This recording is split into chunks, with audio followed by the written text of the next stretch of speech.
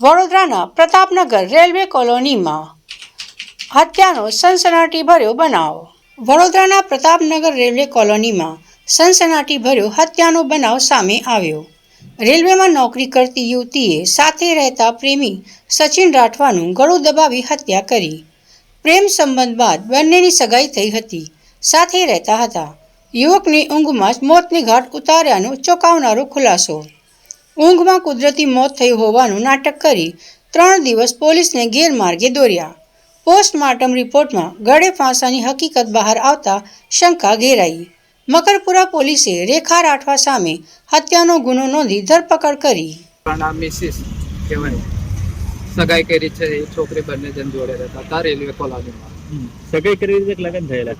સગાઈ કરેલી છે ને લગ્ન 3જા મહિનાના 23 તારીખે 26માં લગ્ન કરવાના હતા. માર્ચ મહિનામાં લગ્નની બિલકુલ તૈયારી હતી. અને આગલા દિવસે મારા વતનમાંથી અમારા ઘરેથી એ લોકો અહીંયા આવ્યા સાંજે. અને બીજા દિવસે 2:15 વાગે મારા છોકરાનો ફોન આવ્યો કે પપ્પા મારી સાથે રેખા લગ્ન કરવાની ના પાડે છે અને મારા જે બેન્ડ છે, આપને ડીજે છે ને બગી છે, આ બધા ઓર્ડરો મારી તારીખ કેન્સલ કરી દીધો હતો એવું મને જણાવ્યું. અને રેખા મને જણાવ્યું કે પપ્પા સચિને મને જણાવ્યું કે પપ્પા રેખાને કોલ કરી લો. તો મેં કીધું બેટા તું ચિંતા ન કર, મેં રેખા સાથે વાત કરી લઉં છું એવું જણાવ્યું. અને પછી રેખાને કોલ કર્યો. 2-3 વાર ફોન કર્યો મેં, તો રેખાએ મારા ફોનનો કોઈ જવાબ નહીં આપ્યો. રેખા શું કરતી હતી? રેખા રેલવે ડિપાર્ટમેન્ટ છે, એમના ડીઆરએમ ને ત્યાં નોકરી છે. એ રેલવેમાં જ છે. પટાવાળામાં જે છે, પટાવાળી જેવી છે. બીજું કઈ એવી ઊંચી પોસ્ટમાં છે જ નહીં. એના બાપની જગ્યાએ નોકરી કરે. સગાઈ કર્યા પછી કેટલો ટાઈમ થયો અંદાજે 6-1 મહિનાથી 6-7 મહિના. 5મા મહિનામાં એમની સગાઈ થઈ. તે પછી એ લોકો જ મારા છોકરાને અહીં રહેવા માટે લઈ આવ્યા, જોડે રહેવા માટે. એના મમ્મી પપ્પા હતા છોકરીને? પપ્પા એમના એક્સપાયર થઈ ગયેલા. એના મમ્મી છે જોડે, પણ એ ત્યાં ગામડે હતા. એટલે અત્યારે તો 2 જ જણ હતા. પછી શું થયું આજે ઘટના ઘટી? એ ઘટના બની કે તે સમયે મને મારો છોકરો કીધું કે પપ્પા રેખાને ફોન કરો. તો રેખાને મેં 2-3 વાર ફોન કર્યો, પણ મને કોઈ મારો ફોન ઉપાડ્યો જ નહીં. પછી મને એવું કે મારો છોકરો ડ્રાઇવિંગ કરે છે, તો કદાચ ચાલુ ગાડી પર હોય તો એ કદાચ મારો ફોન ના ઉપાડે. એટલે મેં એ આધારે એના પછી ફોન નહીં કર્યો. 4 વાગે ફોન કર્યો તો કોઈ મારો ફોનનો જવાબ નહીં કર્યો.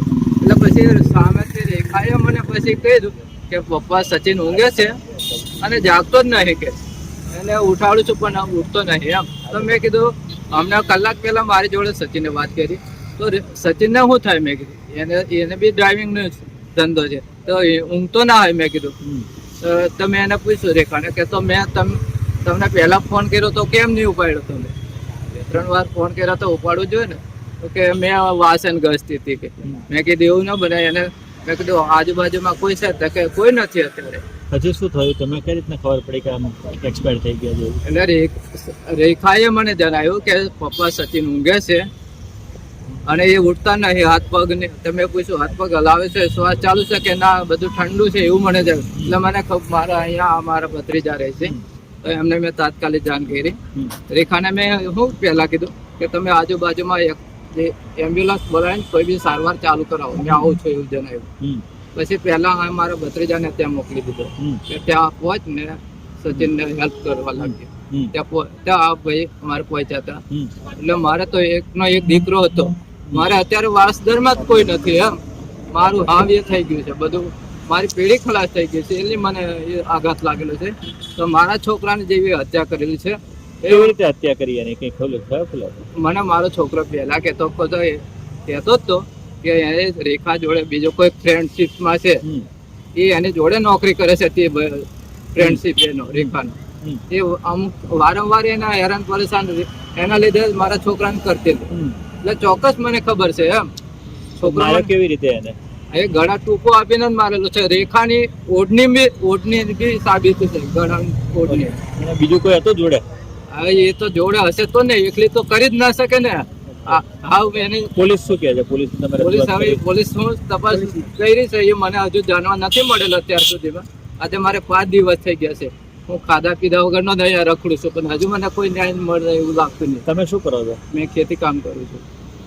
તો મારે કડકમાં કડક એને સજા થાય એ રીતની મારી માંગણી છે એમ.